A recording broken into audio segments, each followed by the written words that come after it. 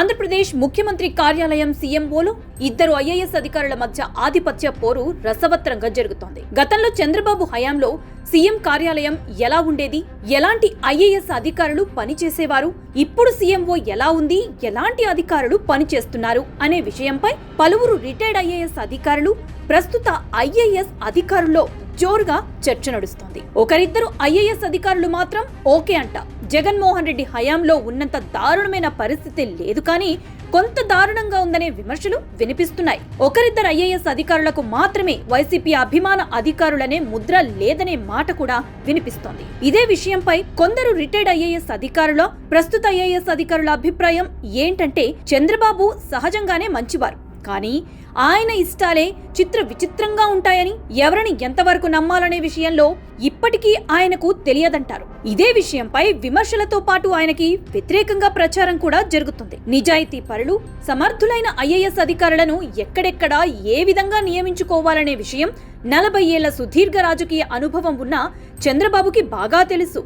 ఇదే విషయాన్ని retired IAS అధికారులు కూడా చాలాసార్లు వ్యాఖ్యానించారు. అయితే చంద్రబాబుకి ఉన్న ఏకైక బలహీనత, భయం కూడా కులం అంటారు. కొన్ని సందర్భాల్లో కులంతో ముడిపెట్టి చేసే అధికార నియామకాలు ఆయనకి ఏ విధంగా కూడా కలిసి రావడం లేదంటారు రాజకీయ విశ్లేషకులు.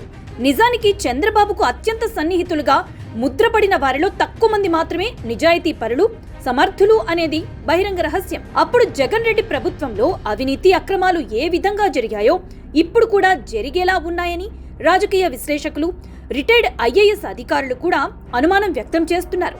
తాజాగా జరుగుతున్న ప్రచారం ఏంటంటే, ముఖ్యమంత్రి కార్యాలయంలో పనిచేస్తున్న ఇద్దరు ఐఏఎస్ అధికారుల మధ్య ఆధిపత్య పోరు నడుస్తోంది. ఈ అంశంపై సచివాలయంలో జోరుగా ప్రచారం నడుస్తోంది కూడా.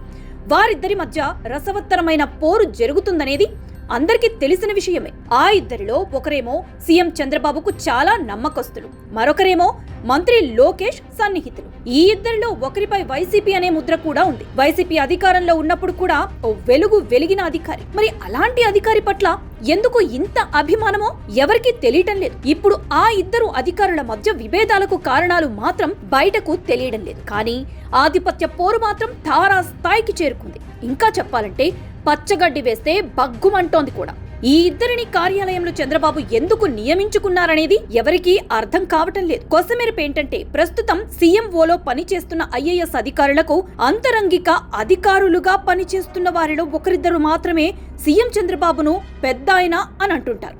ఎవరైనా చంద్రబాబు పైన విమర్శలు చేస్తే గెట్అవుట్ అంటారని పనిచేస్తున్న ఉద్యోగులు, ఇతర సిబ్బంది చెప్తున్నారు. పైకి మాత్రం చంద్రబాబుపై అభిమానం చూపిస్తూ వెనక మాత్రం వైసీపీ నేతలతో సత్సంబంధాలు కొనసాగిస్తున్నారనే ఆరోపణలు వినిపిస్తున్నాయి.